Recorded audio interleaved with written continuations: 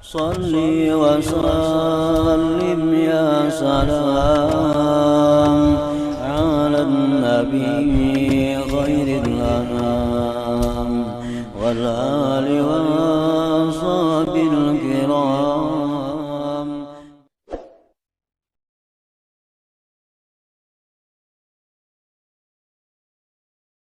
Bismillahirrahmanirrahim. Alhamdulillah ala ni'amihi wa fadlih alladhi amarana birrida ala qada'ihi wa ikhtiyarih. Ashhadu an la ilaha illallah wahdahu la sharika lahu fi uluhiyyatihi wa rububiyyatihi, wa ashhadu anna sayyidana Muhammadan abduhu wa rasuluhu khairu khalqih. Sallallahu wa sallama ala sayyidina wa maulana Muhammadin nuri arsyih wa ala alihi wa ashabihi wa dzurriyyatihi wa atba'ih, amma ba'du. Yang kita hormati dan kita cintai para habaib, para alim ulama, muhibbin, hadirin hadirat rahimakumullah. Pertama-tama kita memanjatkan puji dan syukur kehadirat Allah Subhanahu wa ta'ala yang telah mengumpulkan kita bersama-sama di majlis yang penuh berkah ini. Dan semoga Allah selalu mengumpulkan kita di dalam tempat-tempat kebaikan dan takwa. Kemudian kita juga mengucapkan, menghaturkan puji dan syukur kehadiran Allah Subhanahu wa ta'ala yang mana sampai saat ini kita masih digolongkan dalam golongan orang-orang yang menuntut ilmu, dan kita mohon doa kepada Allah agar sampai akhir hayat kita dimasukkan dalam golongan orang-orang yang menuntut ilmu. Salawat dan salam tidak lupa kita haturkan kepada junjungan kita Nabi besar Muhammad sallallahu alaihi wasallam dan kepada seluruh keluarga, para sahabat, zurriyat dan pengikut beliau sampai hari kiamat nanti. Para muhibbin rahimakumullah. Al-hikmatu tasi'ata asyrata minal hikamil ataiyah. Qala al-Imam Ahmad ibnu Athaillah As-Sakandari rahimahullah wa nafa'ana bi ulumi. Hikmah yang ke-19 dari Al-Hikam, berkata Al-Imam Ahmad bin Athaillah As-Sakandari rahimahullah, la tatlub minhu ayyukhrijaka min halatin liyasta'milaka fima siwaha falau aradaka lasta'malaka min ghairi ikhraj. Yang artinya, janganlah engkau meminta daripada Allah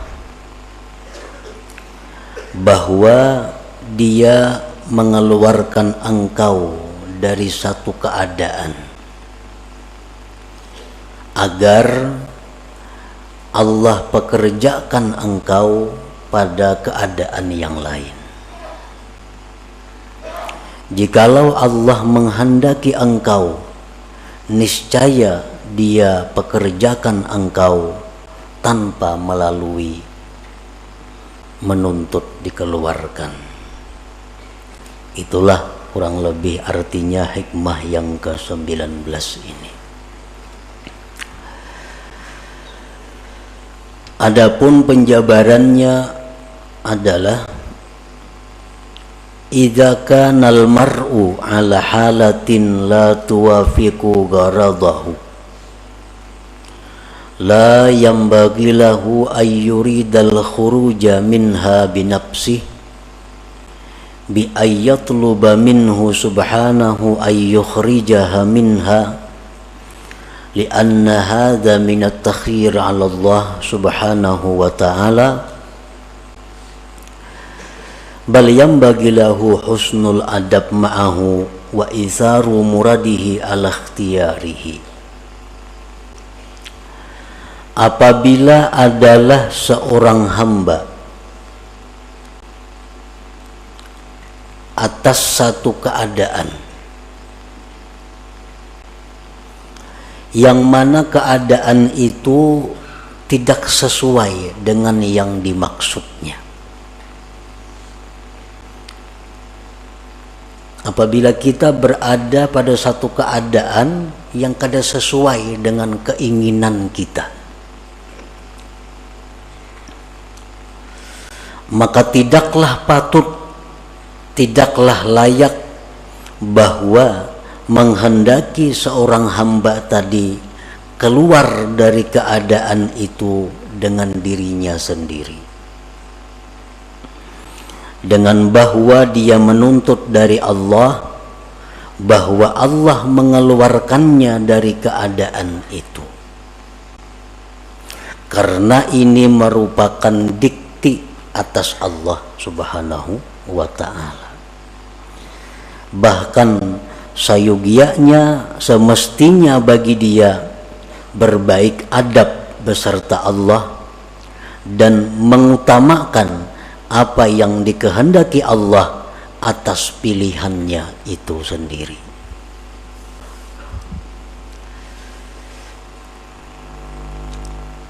Illa idza kanat haluhu, kecuali apabila keadaannya itu ghaira mardiyyin lillah subhanah, kecuali bila keadaannya itu tidak diridhai oleh Allah. Au aikatan min wazaifihi diniyah wal amali bil a'mali shalihah, atau keadaan itu mencegah dia dari tugas-tugas keagamaannya dan beramal dengan amal-amal saleh, maka boleh bagi dia meminta kepada Allah bahwa Allah keluarkan dia dari keadaan yang demikian itu. Fahuwa min alamati ma'rifatil abdi bi rabbih subhanahu wa ta'ala, maka itu merupakan tanda ma'rifatnya seorang hamba dengan Allah subhanahu wa ta'ala.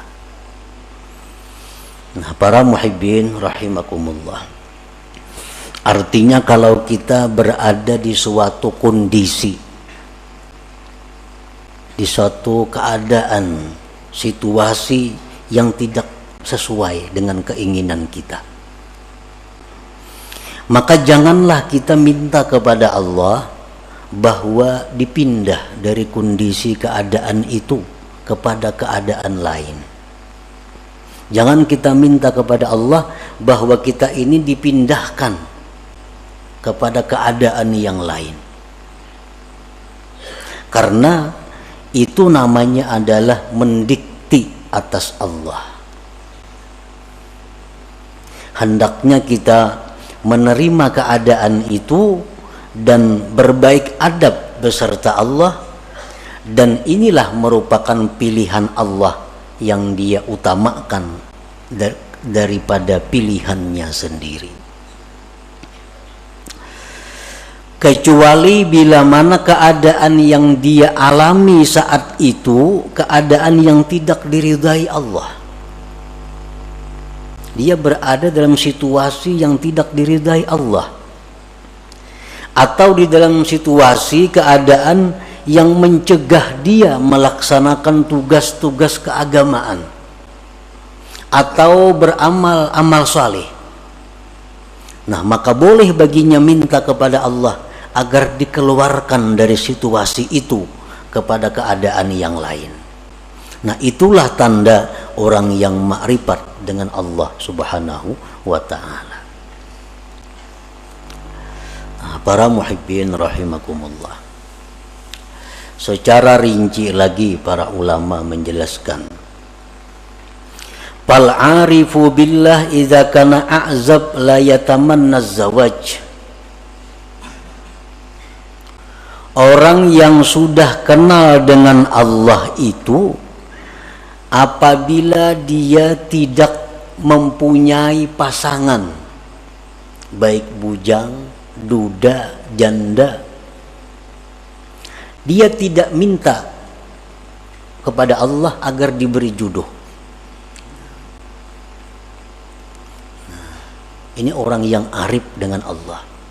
Ini bujang atau duda atau janda, kada berpasangan lah. Nah itu ngarannya satu keadaan. Ini keadaannya bujang, keadaannya kada belaki, kada bebini. Inya kada minta kepada Allah agar diberi jodoh, kada minta.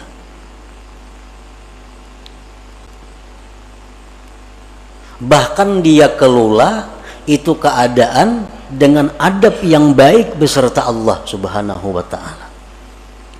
Artinya dia terima keadaan itu dengan baik, dan dia menganggap inilah sudah pilihan Allah untuk diriku.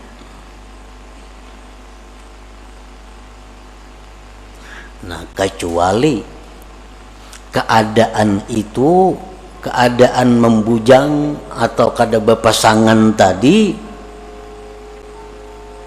sudah mengganggu dia daripada ibadah kepada Allah. Sudah mengganggu dia untuk menjalankan tugas-tugas wirid-wiridnya. Orang kada berpasangan, banyak godaan-godaan, timbul kadang-kadang pikiran syahwat. Nah, dan keadaan itu terus mendesak sehingga membuat dia gelisah, membuat dia sembahyang kada khusyuk lagi, membuat wirid-wiridnya terlantar karena menahan godaan-godaan ini. Nah, kalau sudah demikian halnya, dia boleh minta kepada Allah agar diberi pasangan hidupnya. Nah, selama ibadahnya teratur baik, selama dia bisa menjaga diri dari hal-hal yang diharamkan, dia tidak akan minta jodoh kepada Allah, karena itu menganggap sudah pilihan Allah yang terbaik bagi dirinya. Nah, itu contoh orang bujang atau duda janda nang ma'rifat kepada Allah Subhanahu wa ta'ala. Jadi kada minta jodoh lawan Tuhan, apalagi mencari jodoh manusia ke situ kamari. Lawan Tuhan aja kada minta jodohnya.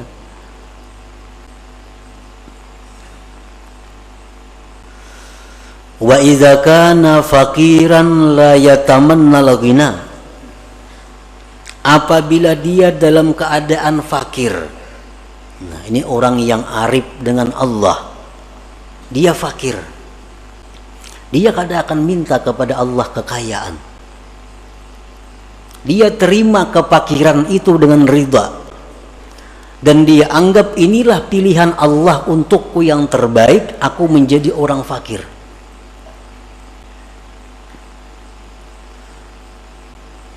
Nah, kecuali apabila sudah kefakiran itu membuat dia terganggu ibadah kepada Allah, apabila kefakirannya itu sudah menghalanginya berbuat amal-amal yang saleh, nah maka di saat itu dia bisa memohon kepada Allah agar dipindah daripada orang fakir menjadi orang yang berada atau orang kaya.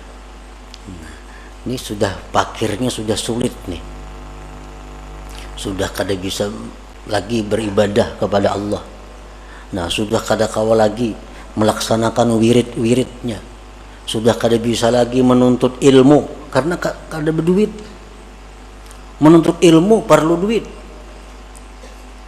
Ini sudah kada berduit lagi, menuntut ilmu kada kawal lagi, pikiran kada karuan, beribadah sudah kada nyaman lagi. Nah, di saat itulah dia boleh mohon kepada Allah agar diberi kecukupan, diberi Allah kekayaan. Selama kefakiran itu tidak menghalangi ibadahnya, selama kefakiran itu tidak menghalangi wirid-wirid agamanya, nah maka di saat itu dia ridha dengan keadaan itu dan tidak minta agar dikayakan oleh Allah Subhanahu wa ta'ala. Wa idza kana maridan la yatamanna sihhah. Apabila dia sakit, dia tidak ingin sihat. Dia tidak ingin sihat. Ini sakit. Tapi dalam keadaan bisa melaksanakan tugas-tugas keagamaan, bisa beramal saleh. Sakit ini tidak akan diusahakan untuk disembuhkan. Dan dia tidak akan minta kepada Allah kesembuhan. Tetapi kalau sakit ini sudah mengganggu, nah tugas-tugas keagamaannya, sakit ini sudah mengganggu wirid-wiridnya, sakit ini sudah mengganggu menuntut ilmunya, nah di saat itulah dia minta kepada Allah kesembuhan dan kesehatan.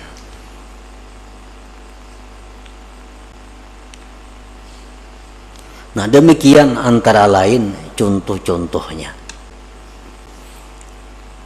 Kalau kita dalam keadaan dan keadaan itu tidak kita senangi, keadaan itu tidak kita ingini, maka diamlah kita pada keadaan itu, ridhalah pada keadaan itu, jangan minta keadaan lain kepada Allah. Kalau kita masih bisa beribadah kepada Allah, kalau kita masih bisa melaksanakan tugas-tugas keagamaan kita. Nah, itulah tandanya orang yang ma'rifat dengan Allah Subhanahu wa ta'ala.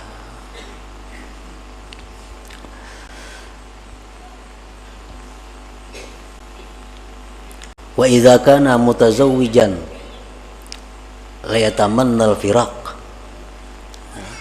Kalau dia ini berpasangan, kalau dia mempunyai suami, dia mempunyai istri, dia tidak akan minta bercerai kepada Allah. Selama dalam berpasangan itu tidak mengganggu ibadahnya kepada Allah, selama tidak menghalangi untuk ketakwaan kepada Allah. Ini beisi bini nang sulit diurus. Ada kadang-kadang manusia diuji Tuhan dengan itu. Ada si bini-bini beisi laki nang susah, nang sulit diurus. Nah ini satu keadaan. Selama keadaan itu tidak mengganggu ibadahnya kepada Allah, selama keadaannya itu tidak mengganggu tugas-tugas keagamaannya, dia tidak akan minta berpisah, dia tidak akan minta bercerai karena ridha dengan keadaan itu. Nah tetapi kalau keadaan seperti ini sudah membuat seorang istri menjadi durhaka, kalau keadaan ini sudah membuat seorang istri jadi berdosa, nah maka seorang istri ini boleh minta kepada Allah agar dicarikan jalan keluar untuk bercerai dengan suami itu. Nah demikian pula suami, kalau sudah keadaan istri demikian membuat suami ini maksiat kepada Allah, membuat suami ini kada bisa lagi beribadah karena bini macam-macam.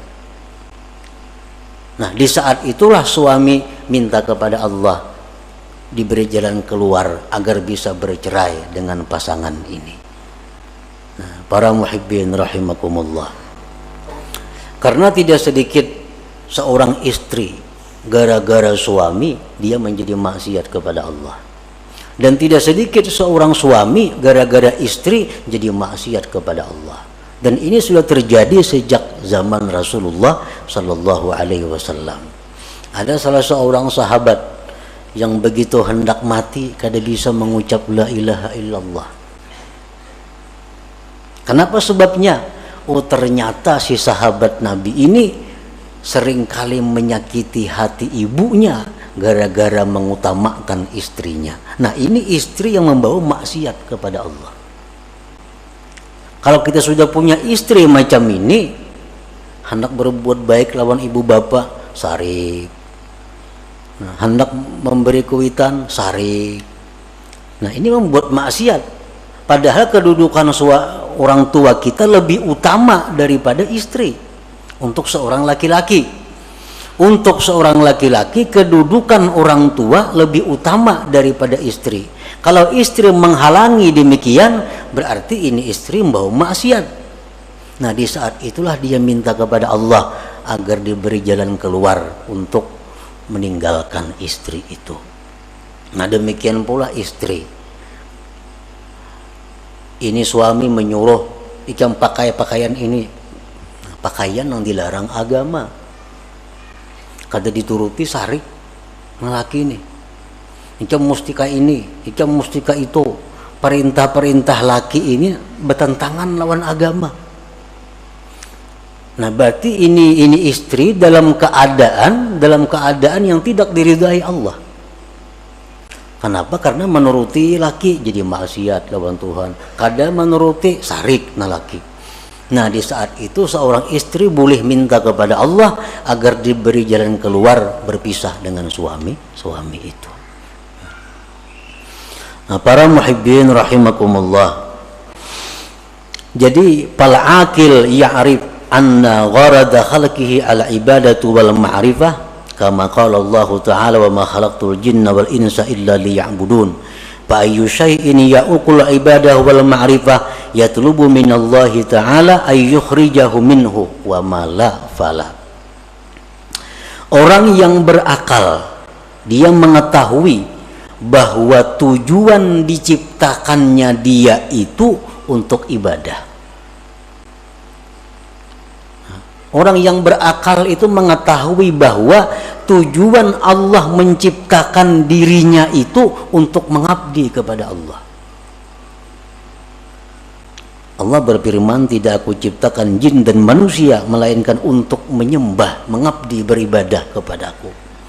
Nah maka sesuatu apapun yang menghalangi ibadah dan ma'rifat, maka dia akan minta kepada Allah dikeluarkan daripada keadaan itu. Nah para muhibbin rahimakumullah, jadi Allah menciptakan kita ini adalah untuk beribadah kepada Allah. Dan kita kada bisa beribadah kepada Allah kalau kada punya sarana dan prasarananya. Allah sediakan kita ini usaha. Allah sediakan kita pekerjaan. Allah sediakan kita macam-macam. Untuk apa? Agar semua itu membawa kepada ibadah. Nah itu tujuan hidup yang diketahui oleh orang yang berakal. Lalu apapun pekerjaan, apapun keadaan yang menghalangi tujuannya itu ibadah, dia akan mundur dari keadaan itu dan berpindah kepada keadaan yang lain. Nah ini orang yang berakal. Jadi tujuan hidup ini bukan kita berdagang, bukan. Tujuan hidup belaki, bukan. Tujuan hidup babini, bukan. Tujuan hidup berusaha, bukan. Nah, usaha suami istri itu hanya jalan untuk beribadah kepada Allah. Kalau semua ini menghalangi ibadah, berarti mesti ditinggalkan, dicari jalan yang lain. Nah para muhibbin rahimakumullah, nah disitulah kita merenungi, disitulah kita disuruh tafakkur. Apakah selama ini aku hidup hanya untuk dunia atau aku hidup untuk ibadah? Bila mana aku hidup untuk dunia, berarti aku menyalahi kudrat diriku, fitrah diriku. Bila aku hidup untuk ibadah, berarti aku di jalan yang benar. Nah jadi silahkan berdagang, silahkan berusaha, tapi ingat, usaha ini diciptakan Allah untuk ibadah. Nah silahkan bergaul, silahkan berkawan, asal semua itu membawa kepada ibadah. Nah, jadi apapun pekerjaan, apapun keadaan yang menghalangi kita ibadah, itu mesti kita ditinggalkan, mesti kita tinggalkan. Kalau kita tidak ingin rugi di dunia dan akhirat. Jangan sampai kita ini dilalaikan oleh hal-hal yang sifatnya duniawi. Ya ayyuhalladzina amanu la tulhikum amwalukum wala auladukum an dzikrillah wa may yaf'al dzalik fa ulaika humul khasirun. Hai orang-orang yang beriman, Allah mengkhitab kepada orang beriman. Nang kada beriman kada diurus Tuhan. Ujar Tuhan, janganlah melalaikan akan kamu, harta kamu, anak kamu daripada zikrillah. Artinya jangan sampai kita mengurus harta, kita mengurus anak, kita lupa kepada Allah. Bila demikian halnya, Allah menyatakan kita rugi. Kalau sudah Allah menyatakan rugi itu, ya rugi yang sebenarnya. Bujur-bujur rugi artinya. Nah, itu artinya Allah bukan melarang kita mengelola harta. Allah bukan melarang kita mengelola anak.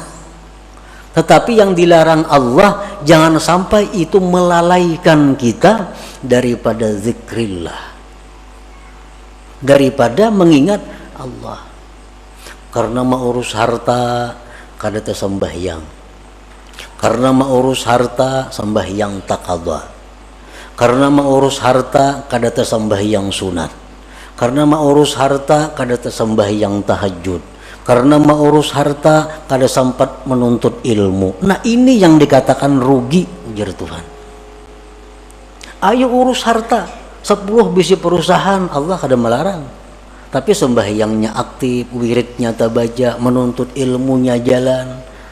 Itu yang dimaksud dengan ya ayyuhalladzina amanu la tulhikum amwalukum wala auladukum an dzikrillah. Walhasil selama kita mengejar atau menuntut atau mencari dunia, lalu kita ketinggalan satu kali zikrullah, itu sudah rugi. Sudah rugi. Kenapa? Karena zikrullah yang sekali kita ucapkan itu kekal. Kekal, arti sampai akhirat bisa kita nikmati, bisa kita dapatkan manfaatnya. Sedangkan harta yang kita urus mati-matian ini, begitu kita mati, kita kada akan bisa dapat menikmatinya. Nah, itulah yang dikatakan Nabi Sulaiman alaihissalam. Begitu Nabi Sulaiman ini pawai dengan kekayaan-kekayaannya, rakyat berkata, wah alangkah untungnya Sulaiman, alangkah hebatnya Sulaiman punya harta sedemikian.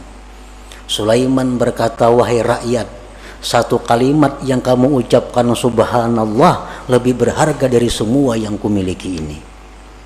Kenapa sebabnya? Karena subhanallah yang kamu ucapkan itu kekal sampai ke akhirat, kau akan bisa menikmatinya. Sedangkan yang kupunya ini adalah akan hilang binasa begitu aku mati. Nah, jadi artinya berapapun besarnya keuntungan yang kita dapatkan daripada mengejar dunia, tapi kita ketinggalan satu perbuatan taat, itu sudah dikatakan Allah khasirun, rugi. Karena apa? Karena tujuan manusia dicipta untuk taat, bukan untuk mengejar atau mengumpulkan hal-hal yang sifatnya duniawi itu. Nah, para muhibbin rahimakumullah, itulah sebagian dari apa yang dimaksud dalam hikmah yang ke-19 ini. Mudah-mudahan Allah Subhanahu wa taala memberikan taufik hidayah kepada kita sehingga kita bisa mampu mengamalkan apa-apa ilmu yang diberikan oleh Allah kepada kita. Ila hadratin Nabi sallallahu alaihi wasallam. Al-Fatihah.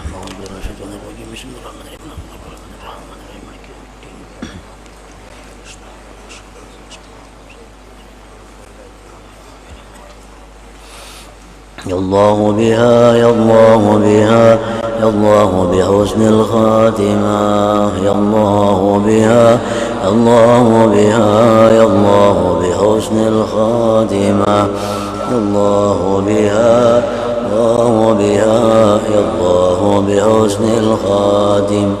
فيا أيها الرجل منه شفاعة صلوا عليه وسلموا تسليما.